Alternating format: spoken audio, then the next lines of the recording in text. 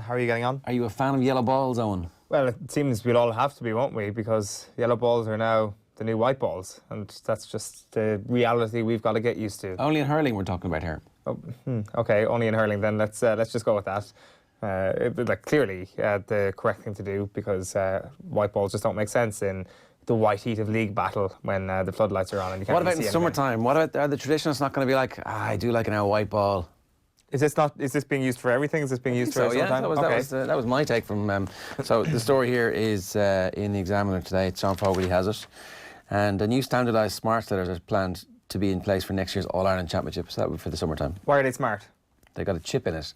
The chip, what? The chip, a smartphone app will tell you whether or not this ball is suitable for play or not. Okay. So there'll be no soaking sliotars in the bathwater like I think if that happens, Babs wasn't alone now. Oh, furthest thing from alone. I think Cork and Clare have had their own balls issues in the past. Yeah, I don't know, like, the white ball looks cool, but the yellow ball might just be the way of the future. But it's more practical. At some point, they will be able to take data from the chip, so you'll know, like, speed, distance travelled, I guess the age of the ball. Or whether or not it's crossed the crossbar would be another... That's not mentioned. I would assume that there was like a field of play, so it goes out, a buzz happens in the ear. Like that would be an actual practical reason. It'd be great to know the statistics we get at half-time in big inter-county games would be phenomenal. How hard did Anthony Nash hit that ball? Yeah. Like it'll really... That would be class. So, but... They were going to release it, I think, recently enough, but they held on to make sure that it was absolutely secure and that it was going to be fine, and they've been testing it out in DCU, so this is good. Like, eventually, if it's able to tell whether or not it's crossed the line, that's all you want, right? It will be. That is all you want. Like, hopefully it is the start of more microchipped things or more like technological... the GPS being attached to the humans is where we're at the moment, but not exactly microchipped just yet. Is there a way of, like, implementing drink bans by microchipping all your players, for example? Yes, I'm sure, yeah. Or, like, poisoning them against alcohol for certain periods of the year.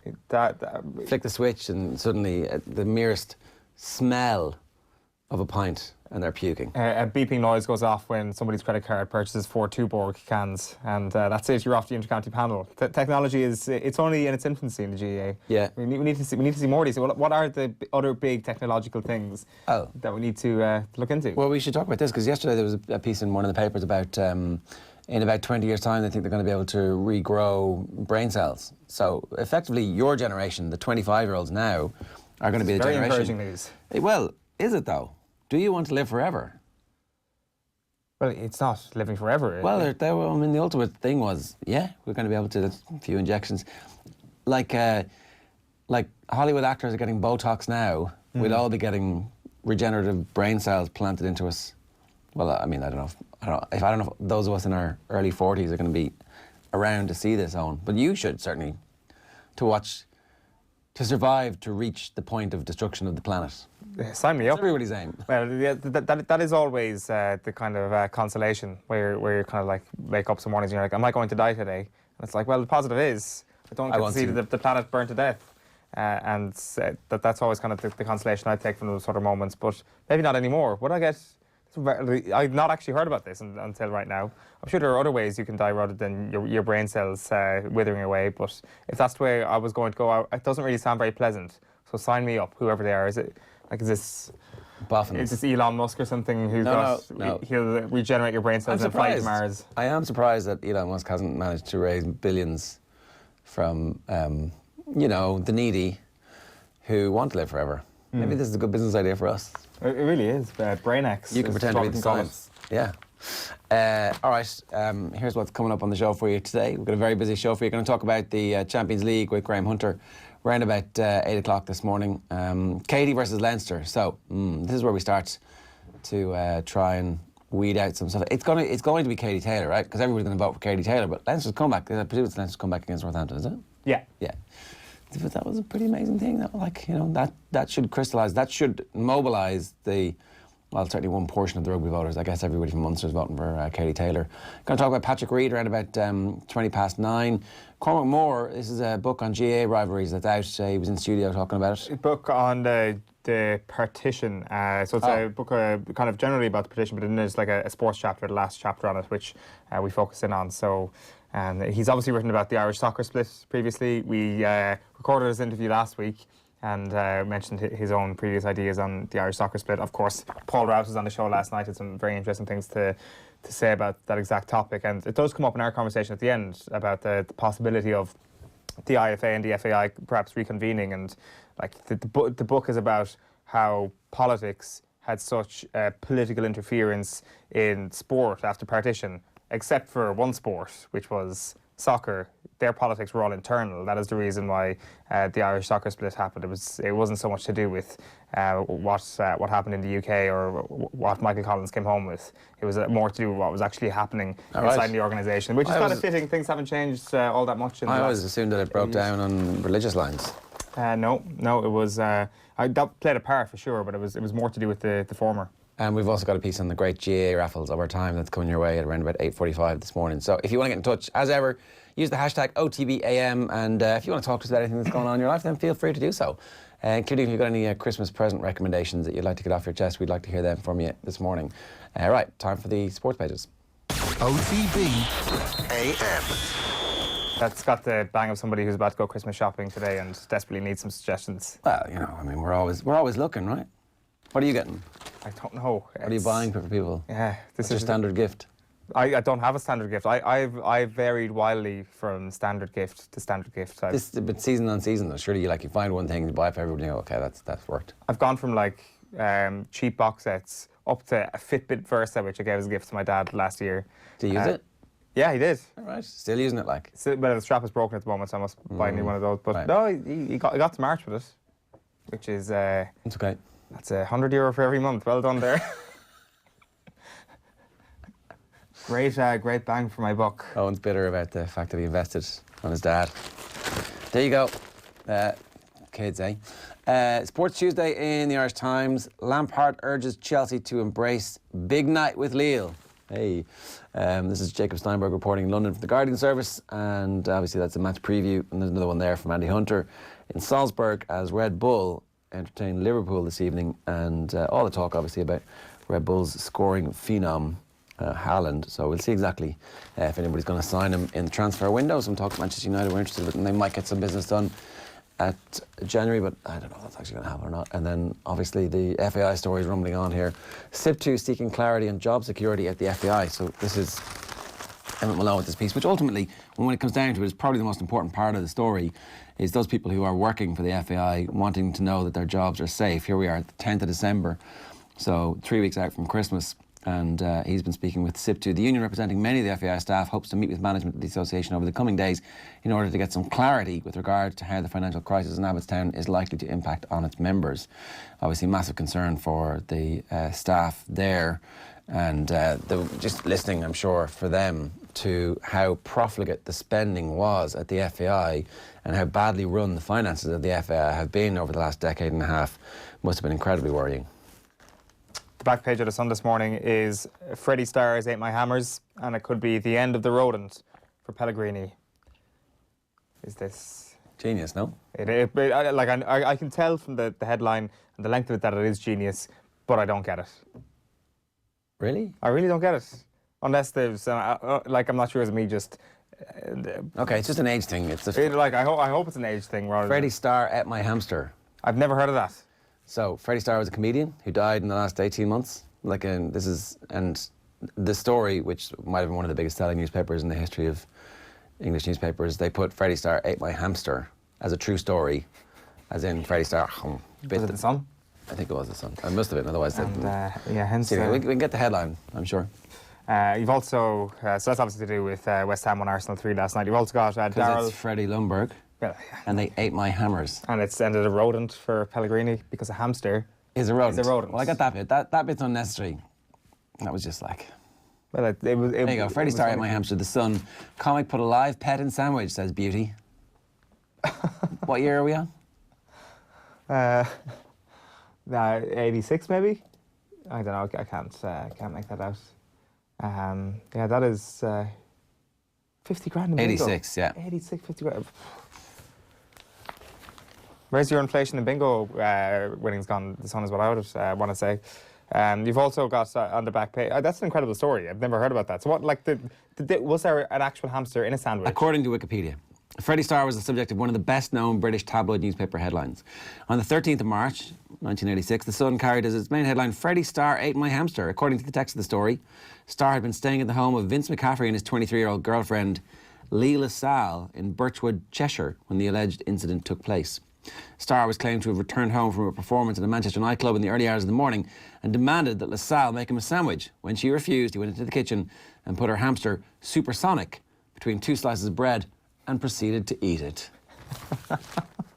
Man, the drugs they had in the 80s must have been pretty hardcore. Jesus. He later denies this in his autobiography and says it was complete fabrication. "I've never eaten or even nibbled a live hamster, gerbil, guinea pig, mouse, shrew, vole or any other small mammal." Well, Freddie Lumberg didn't eat anything last night, but that is the headline there. Freddie Starr has ate my hammers.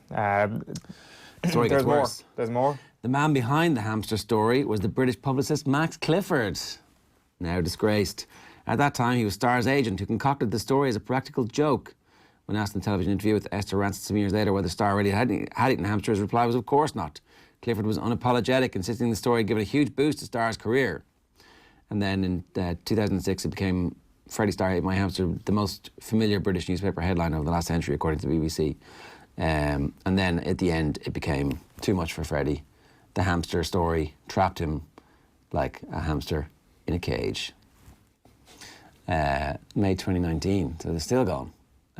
Woman reveals what really happened on the day he ate her hamster, which it turns out is nothing. So I'm fed up with people shouting out, "Did you eat that hamster, Freddie?" Now I say, "Give me a pound and I'll tell you." If they give me a pound, I'd say no and I walk away. Things didn't end very well for Freddie. Or Max Clifford, for that matter. This is peak media, clearly, I missed. And when he died, the Sun's headline? Freddie Starr joins his hamster.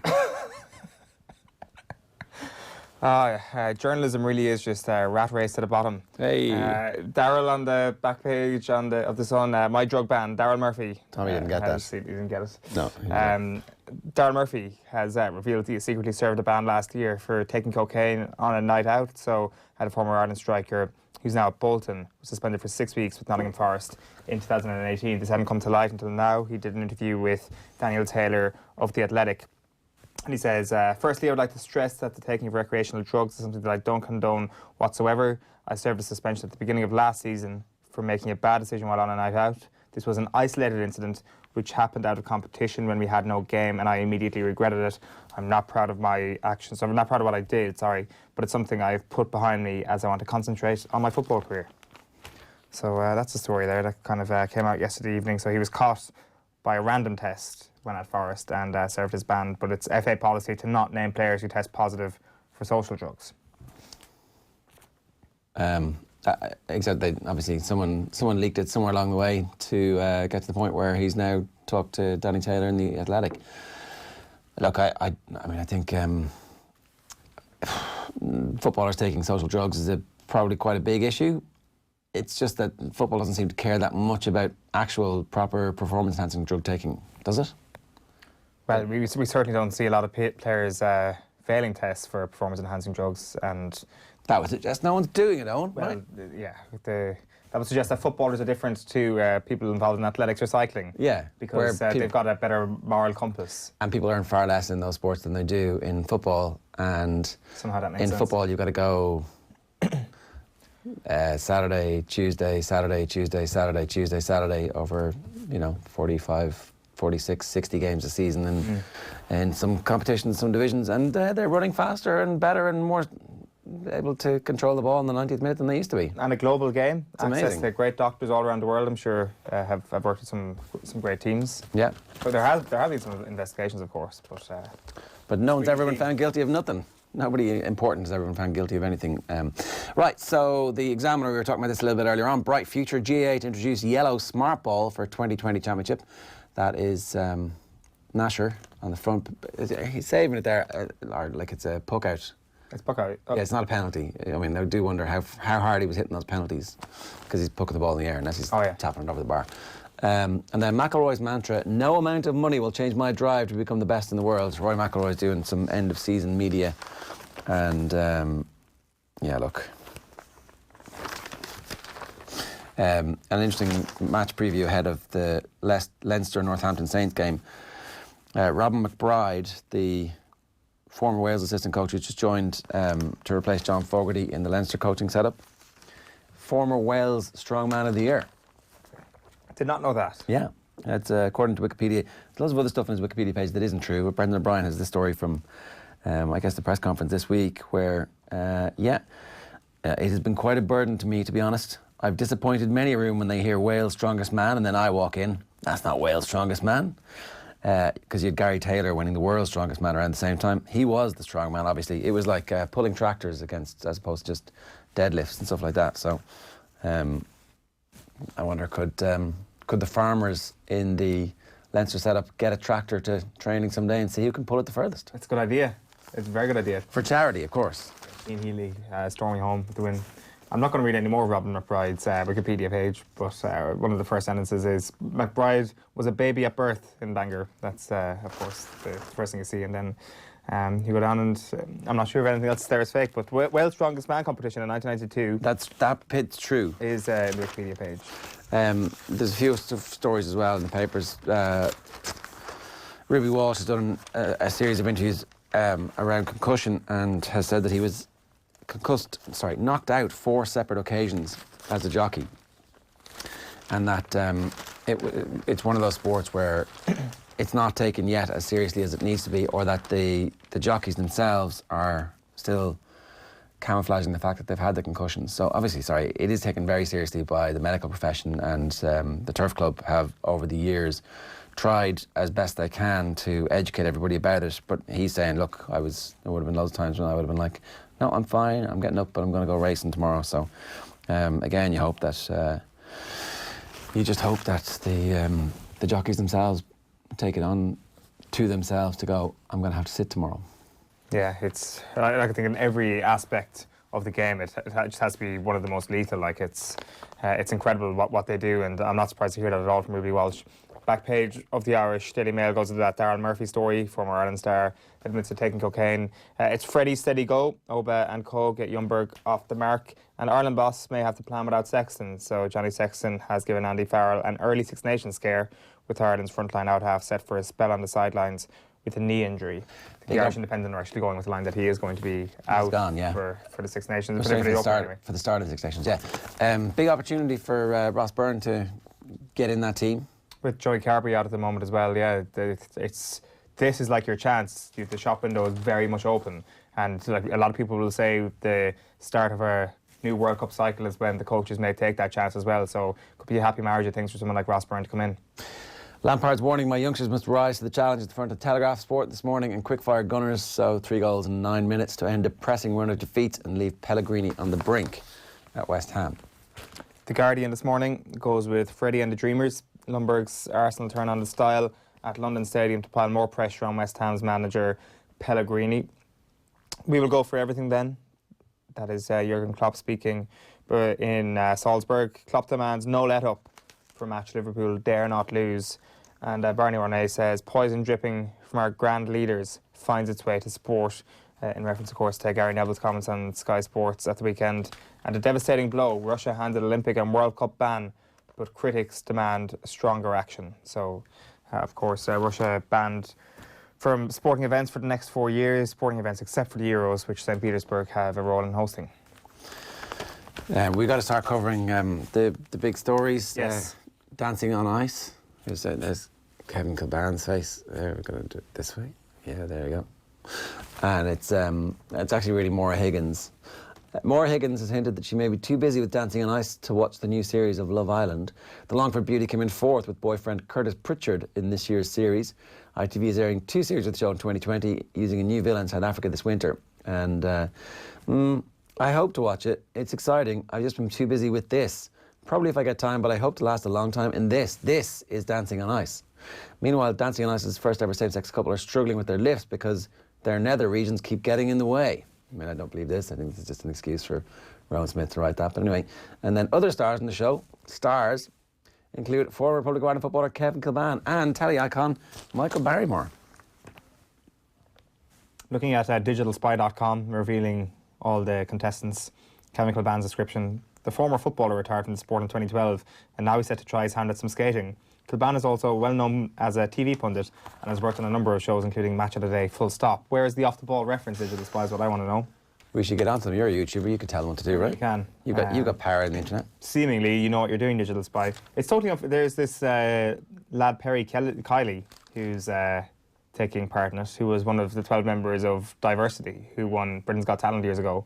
A member of a dance group in a celebrity dancing show. Granted, do you think they have a bit of an advantage? This guy could be spinning on his head on the ice. Like, Kevin doesn't stand a chance against this but is it not a public vote? Will it not be like Kev's winning smile that they're... You'd be surprised how the public become extreme ice skating aficionados over the course of a series like this. Kevin Kilbane's legendary wit can only get him so far in this. He's got to be a good ice skater. He's just lucky it's not on during November, where he would be like not wearing a poppy and kicked out in the first week. Irish Daily Star, Life or Debt. And this is an FAI story. It's DEBT for those of you who are listening on the radio. Life or Debt. Ex-FAI General Secretary Brendan Menton wants the FAI to join forces with the government, FIFA and UEFA to rescue Irish football. Menton is obviously retired from the game, having worked for the FAI and FIFA for almost 2 decades, after obviously previously serving the association as an officer. He was the CEO of the FAI around Saipan. Yesterday warned that the FAI's long-term financial liabilities could soar towards 100 million. Now, I don't know where he's getting the figures from, but certainly that would be a huge amount of debt for any organisation the size of the FAI to be saddled with, and it will be very interesting to see what the response is going to be like from the various bodies. He says, doing it before the appointment of the new independent directors and the new CEO, I would question that also, he says. The FAI needs to involve all stakeholders in this, as I don't think it has the capacity to do it themselves. So they need to get the sponsors on board, the government on board, and FIFA and UEFA. Can you grow the income? Yes, you can, but only by a few million euros per year. That's not going to solve the problem. For me, the key question is, where is the FAI going to source the cash to continue its operations? That's especially as they forecast continuing losses in the coming years, and it also brought forward somewhere in the region of 24 million in income from the future to meet previous liabilities and obligations. Okay, so that's where he's getting his 100 million figure from. If you consider that the figure for last year's accounts was that they lost 9 million, what's the figure going to be for this year? It's probably not going to be a good figure, considering that they have fairly massive legal costs. And then what's the figure going to be for next year? And then they've already brought forward income from future TV deals to pay debt down or to keep the show on the road. And that income's not going to happen now in the future because you've already taken it. It's like, right, you've got an advance. So now the payday loan is effectively being cashed in. And they don't come at good rates. So we'll see. That stadium sale is all of a sudden looking like not only something that they might be advised to do, but something that they might have to do, because there's only a finite amount of resources, like especially if you don't qualify for Euro 2020, which is almost this unnecessary pressure. There's definitely unnecessary pressure on the team, where it's like our entire organisation is completely screwed financially, and you can actually make us a few quid if you go out and win 2 games on the road. So Shane Ross was obviously out yesterday speaking with Virgin Media News. We don't trust him with the money. Here he is talking about withholding the money from the FAI. We've got a bit of audio for this. Let's hear him. We always have to deal with all the chief executive officers that we come across, and I've always found that it's been easy enough to deal with all of them as long as they're running a reasonably good show. I hope there are no other people acting in the way that we. Of course, nobody knew what was going on, and we were all rejoicing in the success of the Irish team. And the success, success of Irish football. A lot of us didn't know what was going on at all behind the scenes, and of course that's unacceptable. So, yeah, I think it's we've got to be very, very vigilant in future, and that's what we intend to be. Yeah, it's good to be vigilant in the future. It would have been reasonable to be vigilant in the past, though, as well. We were all rejoicing. What was that story about him getting tickets for Wayside Celtic? Was it Wayside Celtic? It was about 200 or 300 tickets for Wayside Celtic that Shane Ross got for one of the friendlies. Just like, Was he really that busy rejoicing in the success of the football team, or was he not paying enough attention to what was going on? Because that's the other thing here. Like, politicians want to use sport as their little plaything that they can rejoice in and that they can get money for pet projects. But when it comes to actually holding sport to account and holding the sports bodies to account, far less of that seems to be happening. So what was Shane Ross doing while all this was happening? What were previous ministers for sport doing while all this was happening? Remember, the Taoiseach was Minister for Sport while John Delaney was the FAI CEO as well. So, you know, they all have questions to answer. So here he is talking about UEFA funding.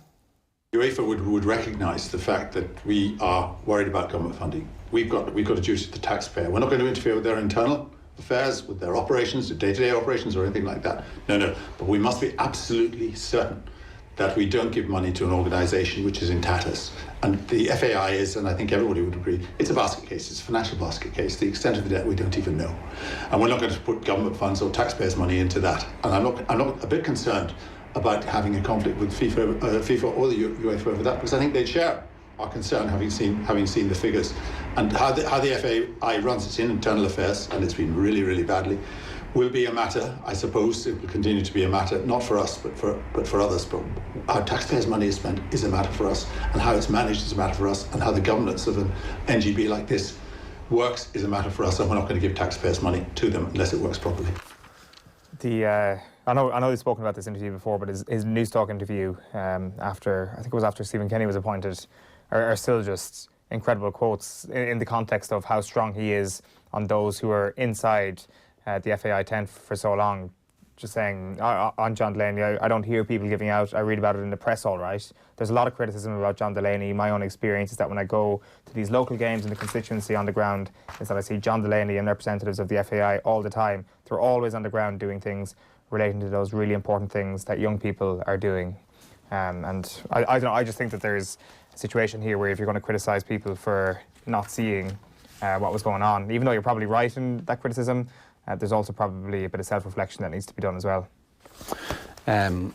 The English rugby coaching job is kind of part of the discussion in English rugby at the minute. On the face of it, rugby coaching in England is a pretty pathetic state, isn't it? The national team is run by foreign coaches.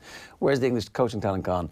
And then this is Owen Slott's piece, just an interesting one, that they're going to end up talking about who should the next England coach be. And I do wonder who's going to be in the running for that, and whether or not Joe Schmidt ultimately might end up coaching England, and he'd be pretty good at it. Lifeline for Lundberg is the back page of the Times. May faces pay cut at Tigers. Johnny May could have to accept a pay cut if he's to remain at Leicester Tigers next season, as the struggling Gallagher Premiership club aim to free up money to rebuild their squad. Now, it would be very interesting to see if Johnny May would take a pay cut, considering he's, you know, very good and loads of money sloshing around English rugby. Maybe he could get his own coffee shop. It would be a very good idea. There's nothing wrong with selling coffee, Ger. Everybody needs a bit of caffeine. It's a growth industry. Back page of the Mirror is Pepe Le Pew, £72 million man, finally comes good to help Gunners to their first win in 10 games. October the 6th, the last time they won a match. And biggest sports scandal ever. This is the quote from Linda Hayand, who is WADA vice president. Russia out in the cold as WADA hammer them over falsifying data in drug cover-up. So the back page of the Herald, Klopp, let's do it again. Liverpool seek domestic and European double, and fears that Sexton will miss the Six Nations. That's Cian Tracy's story. So it looks like he's going to miss the start of the Six Nations anyway, and the full extent of the problem has yet to be determined, I think. The ITAF underwent an initial scan on Sunday, and after it failed to determine the full extent of the problem, he was sent to see a specialist yesterday for further examination. So, yeah, not great.